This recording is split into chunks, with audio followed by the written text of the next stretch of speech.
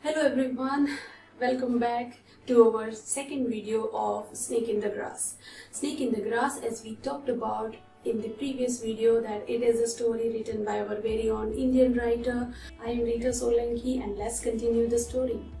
In the previous sessions, we talked about our writer R.K. Narayan. He's the brother of R.K. Lakshman. R.K. Lakshman, who he was? He was a famous cartoonist, and we must have seen several interesting cartoons in our daily newspapers.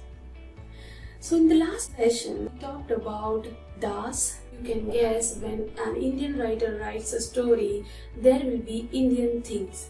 That means snake, like other gods, and so many Indian specialities are there that Indian culture is shown in this story.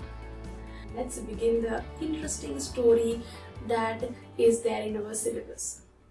It is a story written by an Indian writer about India. When India is there, neighbors are an important part. They gathered at the gate, taking a keen interest in the hullabaloo. They all accused Dasa in one voice. "You have the laziest servant on earth." Since Cobra has entered the compound, they started thinking and calculating the price of a grass cutter, that too during wartime. A heated debate followed. Amidst all this, the college boy intervened and gave his insight on the death tolls all over the world due to snake bite, which made the compound look serious and evil. The college boy read in a US newspaper, 30,000 people die due to snake bite, which he elaborated 83 in a day, and per 20 minutes one person dies due to snake bite. The mother nearly screamed on hearing the number of deaths. These statistics pushed them to start the snake hunt immediately. They took hold of every sharp tool and bamboo sticks available in their house and started hacking the garden.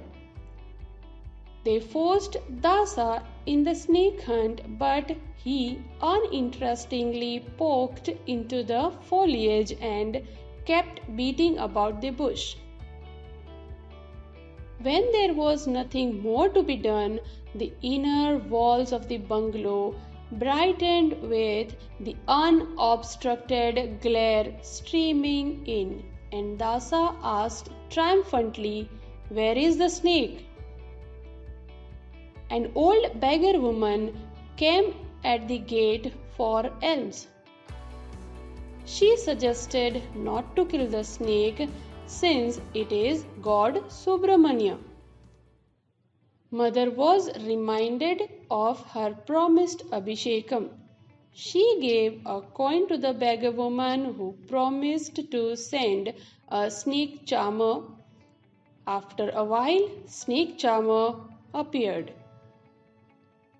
As the family members did not know where exactly the snake was, they pushed him to search it, but he refused to search for it and instead left after giving his name and address, just in case they see the snake again. They kept on searching. At 5 in the evening, when they retired in the veranda after turning every stone and uprooting every grass blade so that tiniest creature cannot get a shelter. When they were discussing all the measures to be taken in the future to be protected, Dasa appeared with a water pot. Its mouth was sealed with a slab of stone. He said, "I have caught him in this. I saw him peeping out of it. I saw him before he could see me." Boasting about his skills, he narrated how he managed to catch the snake in the pot. All gathered there were highly impressed with Dasa's heroism. Mother thought she should have put some milk as some devotion. Dasa became the hero of the day. Mother complimented him on his sharpness and thought to reward him adequately for his bravery. Dasa demanded not to be called an idler thereafter. After a while, he took the pot cautiously and said, I would leave the pot with its content with the snake charmer living nearby. Just after 5 minutes, the youngest son cried, See there! The cobra emerged from a hole in the compound wall. It moved out of the compound and disappeared along a drain. All of them were in deep shock. They could not understand the situation. They wondered, were there two snakes or Dasa befooled them? The college boy wished he could have checked the water pot. Then we would have known the reality. Thus, the story ends with an open end left for the readers who were also shell-shocked at the end of the story, narrated very beautifully by R.K. Narayan. So here our story ends. I hope you must have found it very interesting.